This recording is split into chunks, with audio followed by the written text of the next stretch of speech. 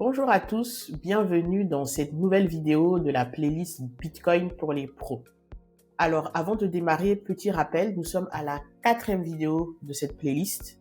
La première vidéo, c'était une vidéo d'explication, donc comprendre Bitcoin, les contextes de sa création, son utilité, sa proposition de valeur. Ensuite, on a vu une vidéo qui explique les différents cas d'usage pour les entreprises. Et la dernière vidéo, bien qu'un peu longue, très importante, qui parle de comment accepter Bitcoin dans son entreprise comme moyen de paiement. Donc on a vu les différentes étapes. La vidéo est un peu longue, n'hésitez pas à la sauvegarder dans un endroit pour la regarder plus tard ou la mettre en vitesse accélérée. Elle fait 30 minutes, mais elle est détaillée, elle donne des exemples concrets. On a même des démos qui expliquent comment accepter Bitcoin comme moyen de paiement dans son entreprise. Donc, si vous êtes à cette vidéo, c'est que vous avez déjà franchi le pas, ou du moins, vous êtes encore en cheminement et vous vous posez la question.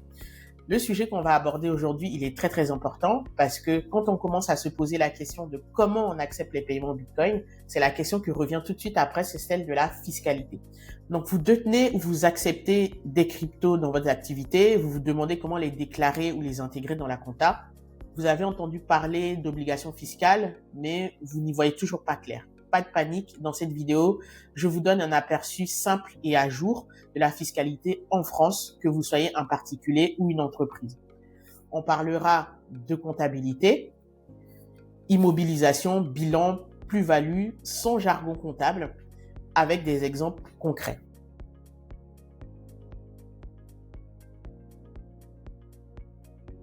Alors, premier point, pourquoi c'est important que vous achetiez, vous vendiez ou vous acceptiez des cryptos comme moyen de paiement, vous avez des obligations fiscales. Ça, vous ne pouvez pas y échapper. Et l'administration française vous regarde de plus en plus, donc ils surveillent de plus en plus près, de plus en plus près tout ce qui se passe autour des cryptos.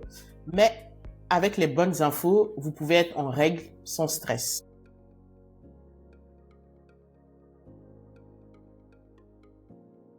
On va démarrer par la fiscalité des particuliers.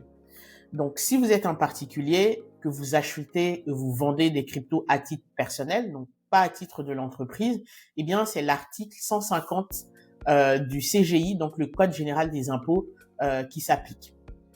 Alors, quand est-ce que vous êtes imposé? Vous êtes imposé quand vous vendez des cryptos contre des euros ou que vous les utilisiez pour acheter des biens et services. Donc, si vous utilisez, par exemple, vous achetez une montre avec du Bitcoin, c'est une cession qui est imposable parce que vous échangez le Bitcoin contre un bien. Alors, comment vous êtes imposé? Vous êtes imposé de la flat tax, qui est aujourd'hui à 30%. On entend parler qu'elle va passer à 36%, mais aujourd'hui, elle est à 30%. Comment se décompose cette flat tax? Eh bien, il y a 12,8% d'impôts et 17,2% de prélèvements sociaux. Alors, si vous n'échangez que les cryptos entre elles, par exemple, vous échangez du Bitcoin contre de l'Ethereum ou du Bitcoin contre du stablecoin, eh bien, pas d'imposition, mais c'est à justifier clairement. Donc, ça veut dire quand même, il faut garder une trace de ces opérations. Ensuite, il y a un seuil d'exonération. Moins de 305 € de cession par an. Il n'y a pas d'imposition, mais il faut le déclarer quand même parce que la déclaration reste obligatoire. Alors, donc, il y a une obligation déclarative pour les particuliers. Donc, depuis 2019, si vous avez un compte crypto à l'étranger, donc par exemple, vous avez une plateforme que vous utilisez à l'étranger comme Binance, Kraken ou Coinbase, vous devez faire une déclaration obligatoire via le formulaire 3916 bis, même si vous n'avez pas fait de gain dessus. Et pour les plus-values, c'est le formulaire 2086. Et c'est très important parce que si vous oubliez cette déclaration, vous pouvez avoir jusqu'à 1500 € d'amende pour chaque compte non déclaré.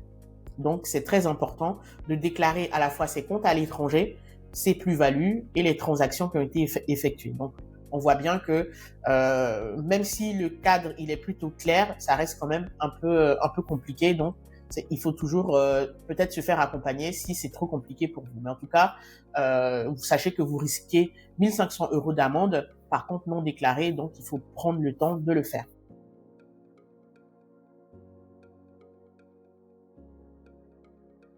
Donc maintenant, on va passer aux entreprises. Ce que dit la loi depuis le règlement de l'autorité des normes comptables en 2020, c'est que les cryptos sont comptabilisés au bilan. Par contre, ça va dépendre du type de crypto-monnaie en fait que vous avez. Donc, il y a des crypto-monnaies qui sont comme Bitcoin, mises par des entités en fait qu'on ne connaît pas, et les tokens en fait qui sont émis par des entreprises, donc telles que le stablecoin ou d'autres crypto-monnaies. Donc là, on va faire une petite pause pédagogique. Vous allez comprendre pourquoi en fait on fait cette pause ici. On va parler de ce qu'est une immobilisation incorporelle. Une immobilisation incorporelle, c'est un actif immatériel que vous conservez durablement et qui est utile à votre activité. Donc, ça peut être un brevet, un logiciel, un fonds de commerce. Et maintenant, Bitcoin entre dans cette catégorie. Et comment ça marche en comptabilité? C'est que lorsque vous recevez, par exemple, ou vous achetez un Bitcoin à, mettons, je ne sais pas combien il est aujourd'hui, on va dire à 100 000 euros, frais de transaction inclus, et que vous le conservez, alors vous devez l'inscrire au bilan de votre entreprise en tant qu'immobilisation incorporelle et le valoriser à son cours d'achat. Donc, c'est comme si vous aviez un actif qui coûte 100 000 euros en fait dans votre entreprise. Il n'y a pas d'impact direct sur le résultat tant que vous ne le vendez pas, donc il n'y a pas d'impact sur l'imposition. S'il n'est pas vendu, il est juste déclaré au bilan comme actif, comme immobilisation incorporelle. Deux cas de figure. Si la valeur baisse, eh bien vous devez déprécier l'actif si la baisse est durable. Par exemple, Bitcoin passe de 100 000 euros, je ne sais pas, à 50 000 euros. Vous devez acter dans le bilan que l'actif s'est déprécié et que maintenant il vaut 50 000 euros. Donc ça réduit la valeur au bilan et ça peut avoir un impact sur le résultat de l'entreprise, le cas échéant. Le deuxième cas, c'est si la valeur monte. Donc là, il n'y a pas de réévaluation qui est autorisée. Donc par exemple, votre Bitcoin, vous l'avez acheté à 100 000 euros, maintenant il vaut 120 000 euros. Vous ne faites pas de réévaluation en fait au bilan. Vous n'enregistrez pas non plus en fait tant que vous ne revendez pas l'actif. Ce principe, il s'appelle la non-réévaluation des actifs. Donc ça veut dire que pour résumer, donc lorsque Bitcoin descend, vous devez durablement d'ailleurs, vous devez inscrire en fait dans votre bilan, donc réévaluer en fait sa nouvelle valeur en actant la dépréciation. Par contre, lorsque l'actif prend de la valeur, donc si Bitcoin vous l'aviez acheté à 100 000 $, 100 000 euros et qu'il est monté à 120 000, vous ne l'indiquez pas dans votre bilan. Ensuite, il y a le cas des cryptos où les émetteurs sont identifiables. Donc du coup, on va distinguer deux cas, donc avec ou sans émetteur identifiable. Donc il faut distinguer vraiment deux grandes familles de cryptoactifs. Les actifs sans émetteur identifiable comme Bitcoin ou Ethereum. Donc il n'y a pas de société derrière, il n'y a pas de contrat, pas de droits spécifiques qui sont associés. Donc le traitement comptable, comme je l'ai indiqué tout à l'heure, c'est de l'immobilisation incorporelle, si vous le conservez comme actif de l'entreprise. Ou stock, par exemple, si vous êtes une entreprise en fait qui en revend, comme un broker ou un commerçant qui revend du Bitcoin. Le deuxième cas, c'est les crypto-actifs avec un émetteur identifiable, comme l'USDT, l'USDC, donc tout ce qui concerne en fait les stablecoins ou les tokens en fait que vous pouvez acheter qui ont une société derrière. Donc ces tokens, on peut les identifier comme une contrepartie contractuelle identifiable et leur traitement va dépendre en fait de plusieurs facteurs. Donc ça va dépendre de leur nature juridique, du droit qui est associé au token, qu'est-ce que vous pouvez faire avec ce token et de leur usage. Donc par exemple, un stablecoin, il est souvent traité comme une créance. Donc un token avec une utilité, ça peut être une avance ou un contrat à exécuter. Et il y a des tokens qui peuvent représenter carrément en fait une part de capital. Donc ils vont être traités comme un titre financier, comme une action par exemple. Donc en anglais souvent on parle de security.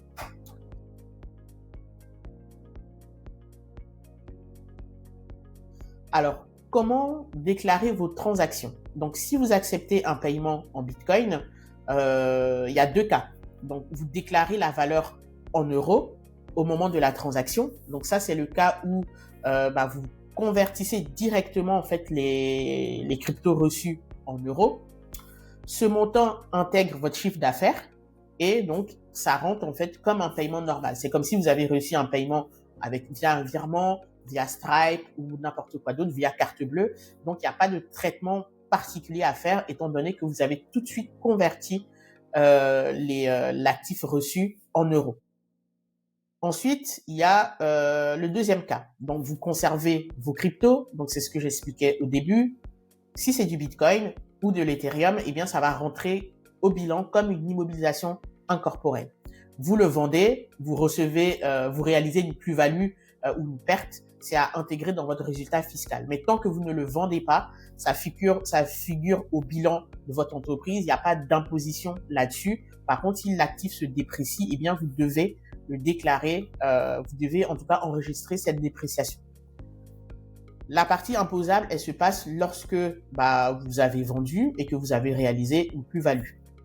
Donc, pour éviter les problèmes, il faut toujours conserver les preuves. Donc, les dates, les montants, les wallets, les justificatifs d'achat, parce qu'on ne sait jamais. Et sachez qu'en France, l'administration fiscale a le droit, même 10 ans après, de revenir vous voir pour vous demander des comptes. Donc, il faut conserver toutes les preuves qui sont liées à vos achats, reventes, conservation des crypto-actifs.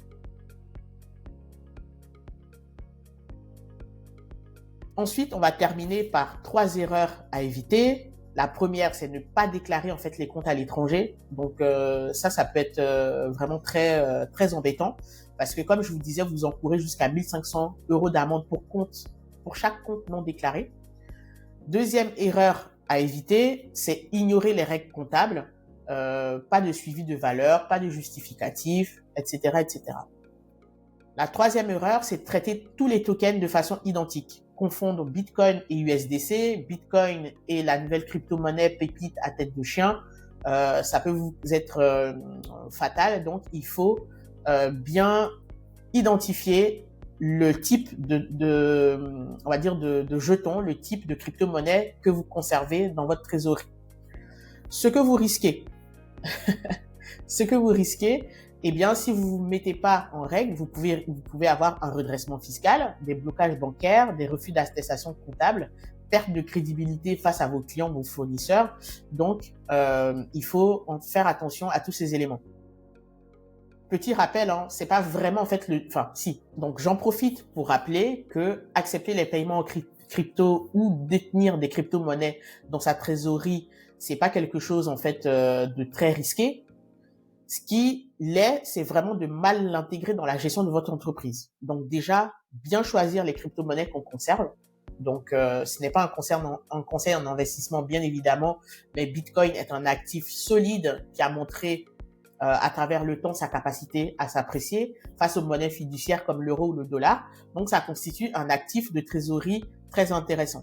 Donc, on peut, pour une entreprise, détenir du Bitcoin en fait dans son bilan, sans prendre en fait un gros risque avec un montant en fait assez faible ou alors en fait une part assez négligeable de la trésorerie pour pas se mettre en danger. Une fois qu'on fait ça, eh bien il faut aussi l'intégrer dans son bilan comptable et c'est cette partie en fait souvent qui cause des problèmes. Aujourd'hui, la réglementation elle est plutôt claire. Bien évidemment, on va dire c'est un peu complexe, mais en tout cas toutes les règles elles sont définies, donc il y a rien d'insurmontable.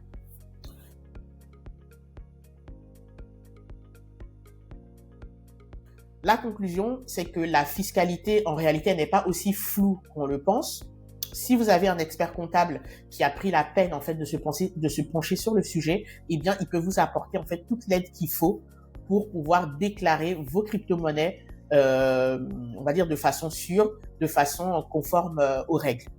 Donc, en comprenant les règles de base, vous pouvez être en règle, gagner du temps et même valoriser vos actifs indépendamment dans le bilan de votre société et même les utiliser, pourquoi pas pour des investissements futurs. Voilà, cette vidéo est terminée. Je fais néanmoins un disclaimer avant de finir. Ce contenu, il est à titre informatif. Il ne remplace absolument pas les conseils d'un professionnel, d'un avocat ou d'un avocat fiscaliste ou d'un expert comptable. Donc, avant toute décision, rapprochez-vous de votre expert comptable ou d'un spécialiste en fiscalité pour vous aider à valider votre situation. Surtout si vous partez sur des crypto-monnaies, on va dire un peu exotiques, il est vraiment important de se faire accompagner par un professionnel qui va déjà qualifier votre jeton et ensuite savoir dans quelle case le mettre.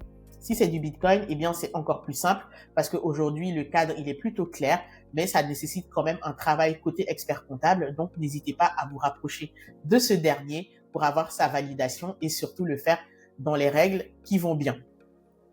Donc, pour ma part, je vous dis à bientôt. Je vous mets en lien en description ma formation gratuite qui s'appelle Bitcoin pour les pros. Ça permet de comprendre, d'accepter, sécuriser Bitcoin dans votre activité. C'était Elodie. À bientôt.